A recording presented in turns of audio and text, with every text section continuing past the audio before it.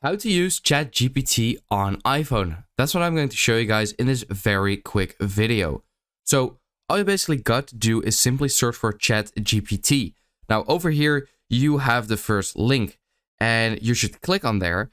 But a lot of the times I get errors for this page. So what I then do, if this doesn't work, is simply search for. So this is a direct link to actually log in, and it's chat.openai.com/auth/login. Once I hit go, I will actually get to this page, which the other page normally should give me, but a lot of times it just doesn't work for me. So once I'm actually here, now I can click on login or sign up.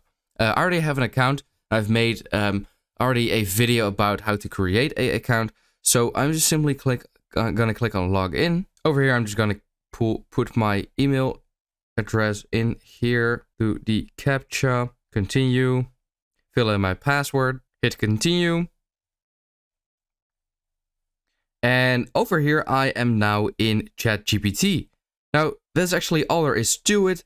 Now you can see the examples, capabilities, limitations. If I click on the top left, yes, you can also see all of these other chats that I had before on my PC actually. So this is great because these are all saved on my account and I can also check them out on my phone.